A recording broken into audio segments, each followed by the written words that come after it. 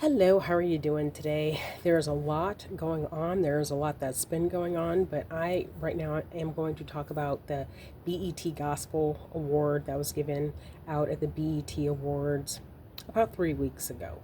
So I'm behind. But anyway, Glorilla won the award. She had a rap feature on a song. Someone from the Sheard family was on the song as well, and I want to say Kirk Franklin maybe produced it. And if you don't know who Glorilla is, she is a rapper. She makes, I'm going to go ahead and call it party girl rap, not Christian at all. I mean, she's talented. Her music is catchy, but she is not gospel at all. A gospel singer named Dietrich Haddon um, made a video that went viral, and he was just expressing that he didn't think it was right that Glorilla got that award. And I have to say that I agree. She had no business at all winning a gospel music award, and that song that she won the award for really wasn't even all that great. I mean, it's I don't know, it's just not all that great. It kind of sounds like something that would be plugged into a like a Tyler Perry movie at the end or something like that. So yeah, they definitely could have done better. But I looked up some of those people in that category because I was like, man, if Glorilla won, like who else was in the category? There were a lot of people that I never heard of, and when I kind of Googled them, I wasn't even sure that a lot of them were gospel singers. And then I would Google their names. Is this person a gospel singer?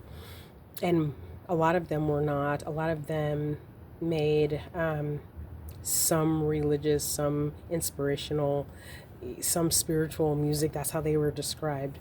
So a lot of them were not gospel music. There were a couple that were. I mean, Yolanda Adams was in there. I think CeCe Winans was in there. One of the guys who, I guess he's a solo now, and he was in Maverick City. Um, there were a couple of other people who I also wasn't familiar with, but they made it very clear that they were gospel singers. One of them calls himself the Baptist, whatever his name is, and then the Baptist. And then there was another one who I looked up, and he was very clearly a gospel singer. So I do think that that was unfair. I do think that there's some propaganda behind it, because Kirk Franklin, for many years, he has been kind of wanting to change the image and change the face of gospel music and really Christianity in American culture, if that makes any sense. He's just trying to expand what like church culture is, and I don't really think that that's a good positive thing. And honestly, I think that it's kind of a harmful thing to have Glorilla winning a gospel music award. If you go to the song that Glorilla won this award for, there's a lot of comments saying, yeah, this is what people need. Yeah, this is great for young people to hear. And I just think that that's very unfortunate, because I mean, the message was not really all that biblical. It may have been what you might call inspirational.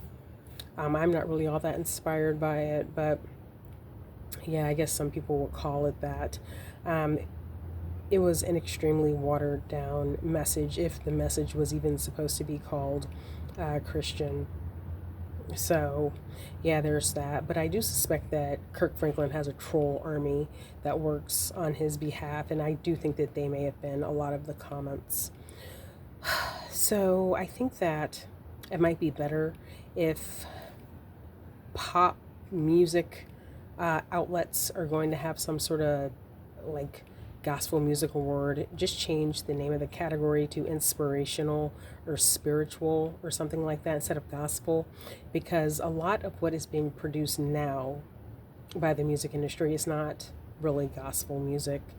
I think that gospel music is very grassroots. I don't know that the music industry really even has access to people who can really make good gospel music. I mean, there are a few, but the music industry and people who love Christian music, I do think that there's a sharp divide there. Um, and I hope it stays that way. I hope that wall stays in place. After Deitrick Haddon made that video talking about that gospel music award, um, a lot of other people made videos on the same subject. And I remember this one lady said, gospel music is dead.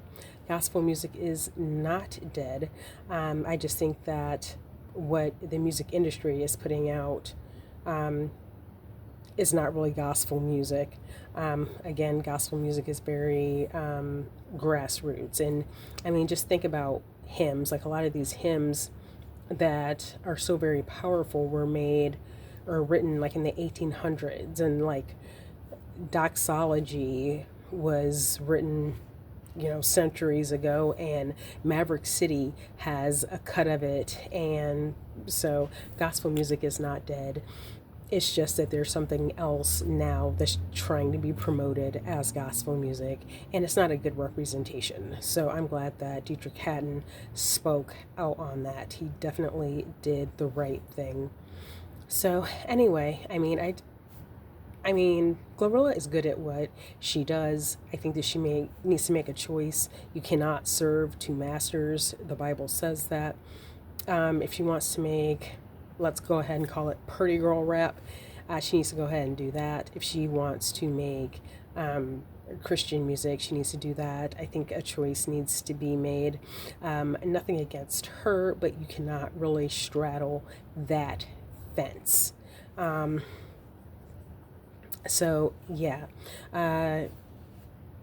keep gospel music pure, keep it alive. I don't really think that that's up to the music industry. I don't think that they really have the right culture. They don't have the right resources to do it. So yeah, gospel music is just, it can't really come from the music industry. It has to come from the churches.